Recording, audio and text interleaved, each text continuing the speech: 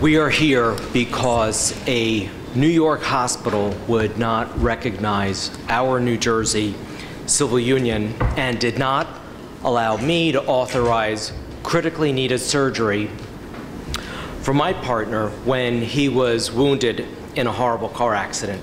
What we name relationships matters.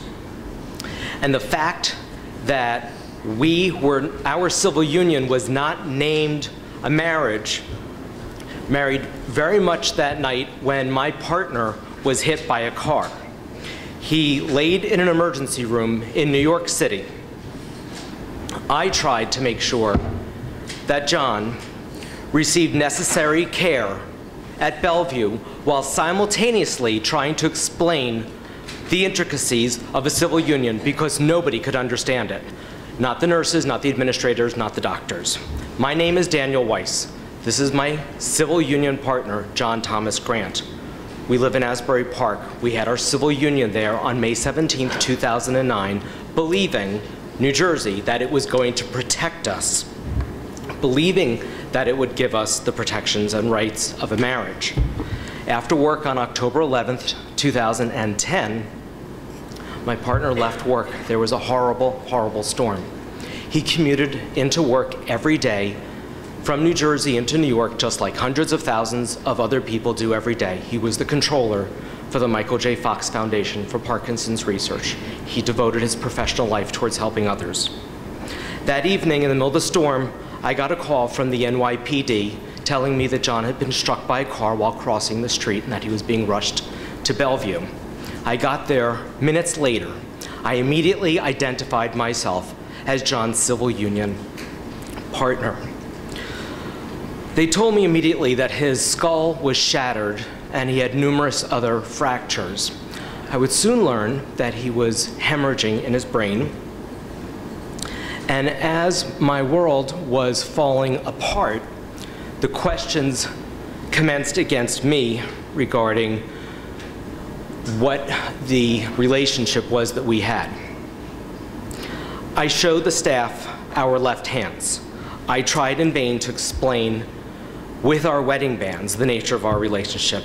If I, an attorney of over 20 years, cannot explain a civil union to people out of state in a crisis, then nobody can. One nurse asked me to leave the hospital to get copies of our healthcare proxies.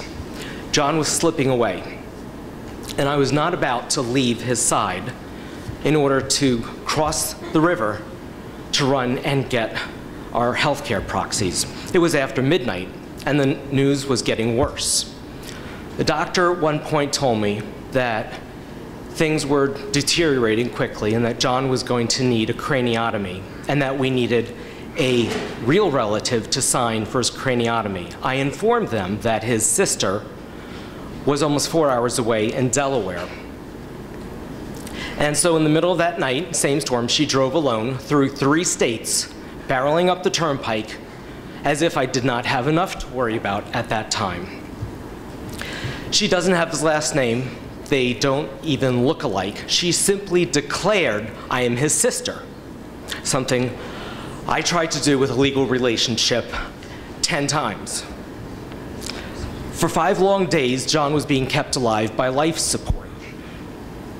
After he was ultimately extubated, he faced many life crises, life-threatening crises for days and weeks. And in those days and weeks, I had to pass out multiple raised seal healthcare proxies as I tried over and over and over in 2 hospitals to explain the nature of our relationship, as I had to keep making decisions repeatedly. And in those days and weeks, John had to learn the most basic and humbling of tasks. He had to learn how to brush his teeth, and he had to learn how to go to the bathroom. And I was there by his side all of that time, also worried about whether or not different employees would understand our relationship. So here we are today. John is continuing on his very long road in recovery from traumatic brain injury. He lives with a steel plate in his head. He is on multiple anti-seizure medications. We've got a lot going on, and I am happy to be by his side. And I'm grateful that he is alive. So as I was saying, here we are. I'm the one who deals with his medical complications, his insurance issues, doctor appointments. And to me, the most vicious form of discrimination is when one cannot speak up and protect the life of the person you love and the life of the person to whom you have committed. In New Jersey, we have a civil union. Once we cross the Hudson or any other river, we have something that nobody else even understands. We need to make our rights crystal clear by identifying both of us as a married couple. Thank you very much for listening to our story.